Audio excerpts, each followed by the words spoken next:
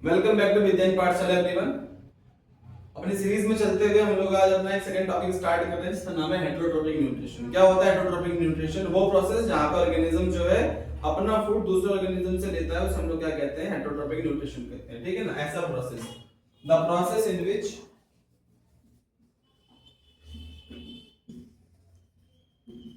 Organism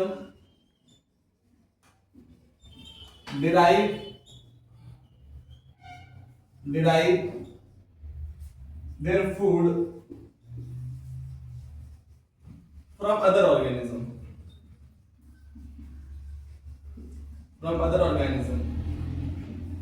उन्हें हम लोग क्या कहते हैं? हेटरोट्रोपिक न्यूट्रिशन कैटेगरी में रखते हैं। और ऐसे ऑर्गेनिज्म को क्या कहते हैं हम लोग? हेटरोट्रॉप्स। ऐसे ऑर्गेनिज्म को हम लोग क्या कहते हैं? The organism is known as the हेटरोट्रॉप।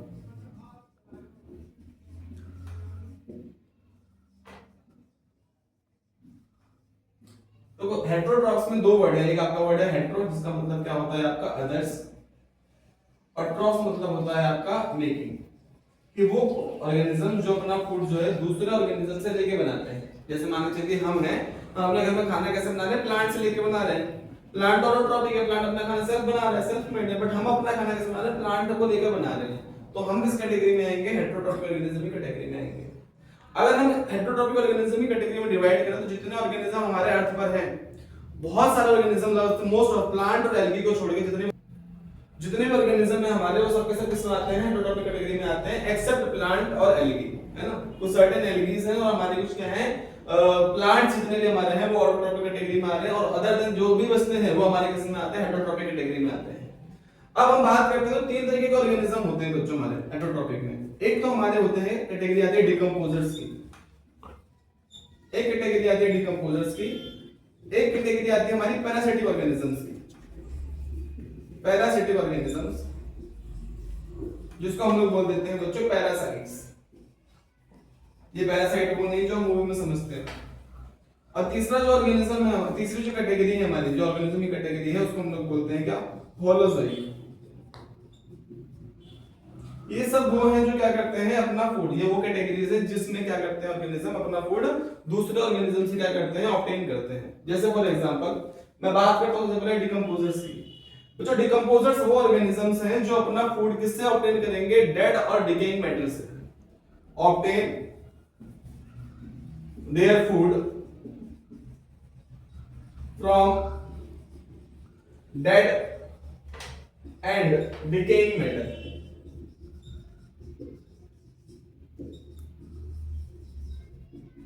Dead और डिकेइंग मैटर से अपना क्या करेंगे? फूड ऑब्टेन करेंगे। उन्हें हम किस कैटेगरी में रखते हैं? डिकम्पोजर्स के। और मेजरली इसके अंदर कौन एग्जांपल में हमारे आ जाते हैं? वो आ जाते हैं हमारे जाते हैं फंगस हैं। जितने भी हमारे फंगाई हैं वो किस कैटेगरी में आ जाते हैं? हमारे डिकम्पोजर्स की कैटेगरी में आ जाते हैं। ईस्ट भी एक इसका बहुत अच्छा एग्जांपल है। ईस्ट भी किस कैटेगरी में बच्चों? आपका इसी कैटेगरी में है।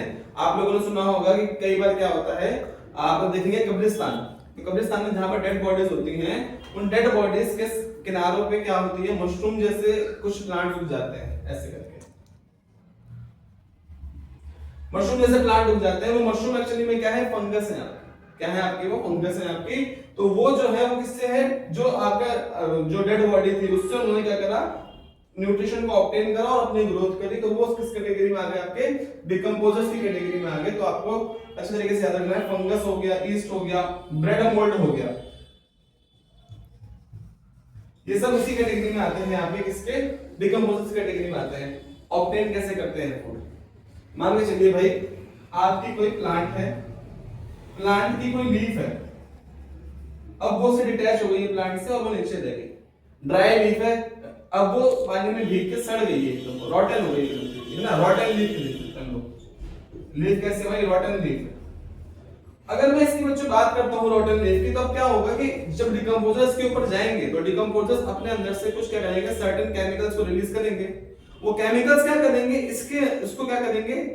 कंप्लीट तरीके से क्या करेंगे? डिकम्पोज करना स्टार्ट करेंगे, गलाना स्टार्ट करेंगे। और गलाने के बाद इसके जो मॉलिक्यूल्स होंगे, इसके जो बायो मॉलिक्यूल्स होंगे, उनको सेपरेट करेंगे और उसके अंदर से न्यूट्रिशन लेंगे। कभी कुछ कैल्शियम लेंगे, कभी कुछ लेंगे, कभी मैग्नीशियम लेंगे अगर इंपॉर्टेंट है उनकी बॉडी के लिए, अमीनो एसिड इंपॉर्टेंट है तो वो लेंगे, प्रोटीन के लिए लेंगे, और वहां से वैसे वो अपना फूड ऑब्टेन करेंगे। For class 10th, you have to just write the definition and you have to learn the examples of this category.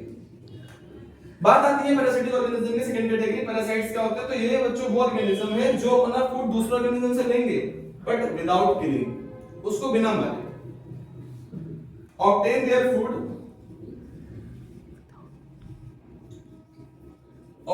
food from their host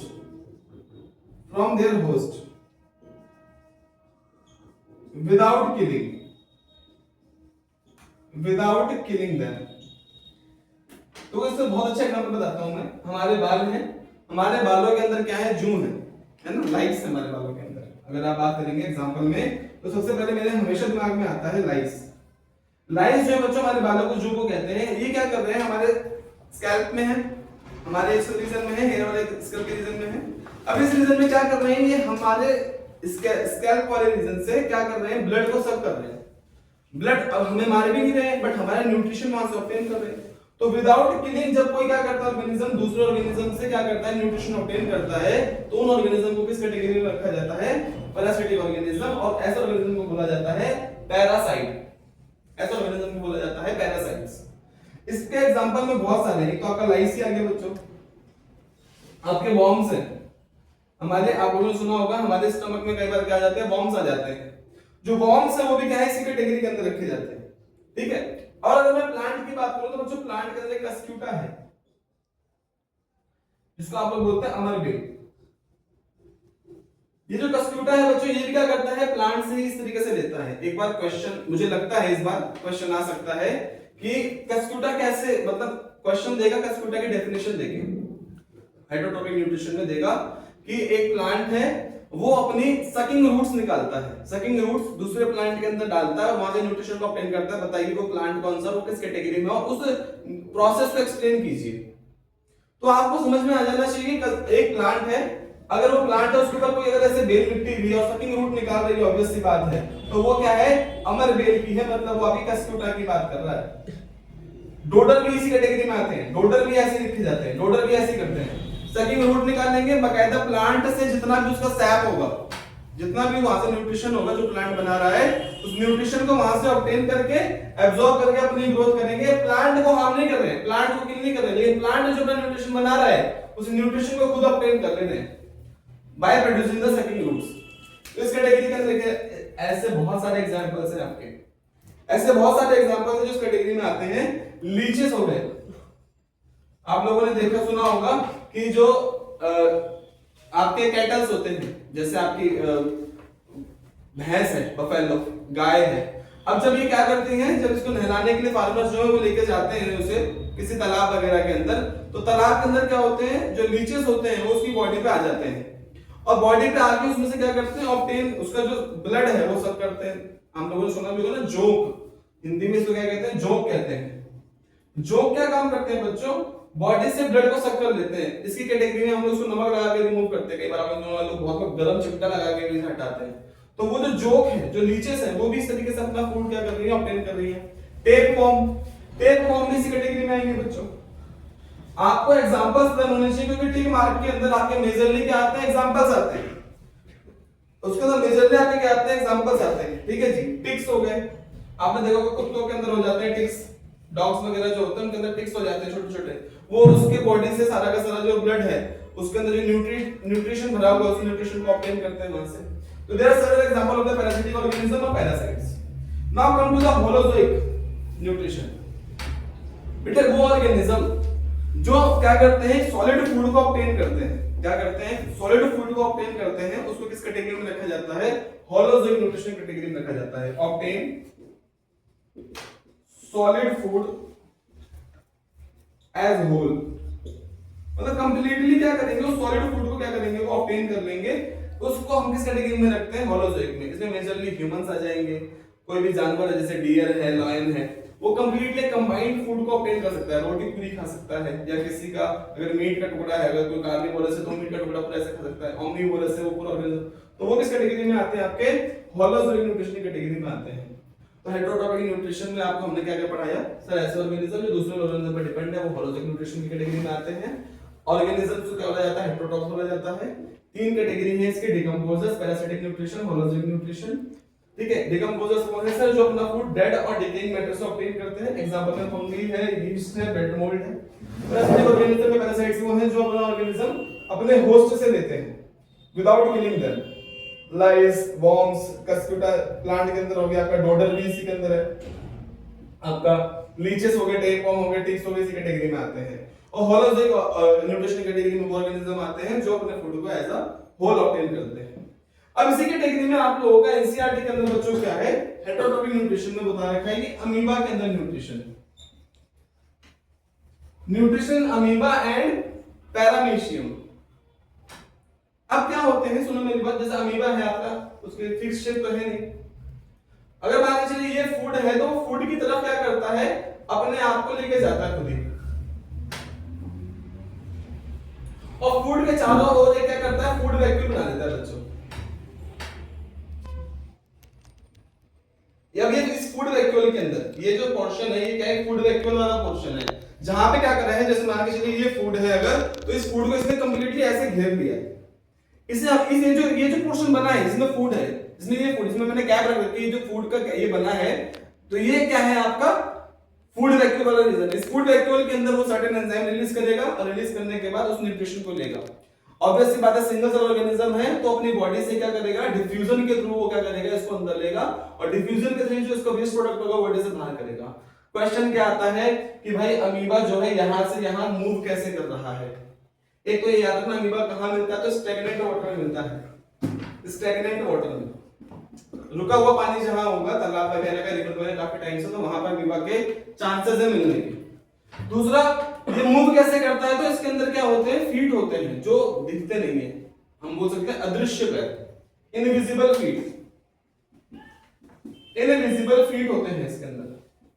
उस इनविजिबल फीट को बच्चों हम लोगों ने कैटेगरी में नाम लगा रखा है, देखो आप लोगों ने वर्ड सुना होगा सूडो। सूडो मतलब होता है फॉल्स, भ्रम। तो सूडो, इसको हम कह सकते हैं कैटेगरी में सूडोपोडिया। सूडोपोडिया, सूडो मतलब होता है आपका फॉल्स, एंड पोडिया मतलब होता है फीट। ऐसे फीट जो क्या है, दिख नहीं रहे हैं बट हैं, जिसकी वजह से मूव कर पा रहे हैं। तो अमीबा जो है अपने इस फूड की तरफ किसके थ्रू जाता है, बाय यूजिंग द सूडोपोडिया, वो उसकी तरफ मूव करेगा and then make the a food vacuole. And after the food vacuole there is a process known as the diffusion through which it obtain the food inside the body. Then उस body को क्या करेगा, उस food को क्या करेगा, वो digest करेगा। डाइजेस्ट करने के बाद वो अपनी बॉडी से उसे डाइजेशन भी करेगा उसका, मतलब उसको बॉडी से रिमूव भी करेगा।